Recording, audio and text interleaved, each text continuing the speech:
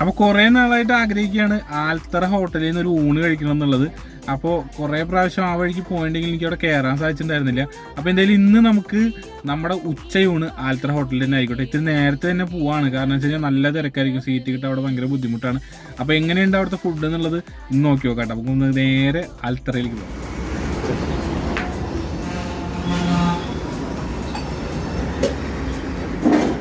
നമ്മുടെ മനസ്സും വയറും നിറഞ്ഞ് ഫുഡ് കഴിക്കുക എന്ന് പറയില്ല, ആ ഒരു അവസ്ഥയായിരുന്നു കേട്ടോ ഇത് കഴിച്ചപ്പോൾ. കാരണം അതിഗംഭീരമായിട്ടുള്ളൊരു ഊണ് തന്നെയായിരുന്നു. എനിക്ക് ചില ഹോട്ടലിൽ നിന്ന് കഴിച്ചാൽ പിന്നെ അവിടെ കയറാൻ തോന്നാറില്ല, പക്ഷേ ഇവിടെ വന്നതിന് ശേഷം വീണ്ടും വീണ്ടും വരാൻ തോന്നുന്നുണ്ട്. ഓരോ കറികളായിക്കോട്ടെ, ഓരോ ഊണായിക്കോട്ടെ, എല്ലാം അടിപൊളിയാണ് കേട്ടോ. ഇപ്പോൾ ഈ ഇടുന്ന ഈ ഒരു സലാഡില്ല, അതും ചോറും മിക്സ് ചെയ്ത് കഴിക്കാൻ നല്ല ടേസ്റ്റായിരുന്നു. അതുപോലെ തന്നെ സ്പെഷ്യലായിട്ട് ഒരുപാട് ഐറ്റംസ് ഉണ്ടായിരുന്നു. ഞാൻ അയലയാണ് പറഞ്ഞത്, ഒരു അയല വറുത്തത് വാങ്ങിച്ചൊക്കെ ഒരുപാടുണ്ട് കേട്ടോ. എനിക്കത് എണ്ണാൻ പറ്റാത്ത രീതിയിൽ അവർ പേര് പറഞ്ഞു, എനിക്കൊന്നും മനസ്സിലായില്ല. അവർ അയല തന്നെ പോരട്ടെ എന്ന് പറഞ്ഞു.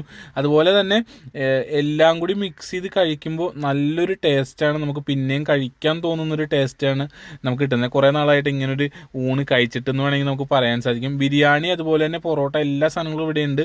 ഒരു അടിപൊളി ഒരു ആൽത്തറ തട്ടുകടയാണ് നമ്മളിപ്പോൾ കണ്ടുകൊണ്ടിരിക്കുന്നത്. അപ്പോൾ എൻ്റെ ലൊക്കേഷൻ വരുന്നത് പാലേക്കര ടോൾ കഴിഞ്ഞ് കുറച്ച് മുന്നോട്ട് വരുമ്പോൾ തന്നെ ലെഫ്റ്റ് സൈഡിൽ നിങ്ങൾക്ക് കാണാൻ സാധിച്ചിട്ടുള്ള ആൽത്തറ തട്ടുകട കേട്ടോ.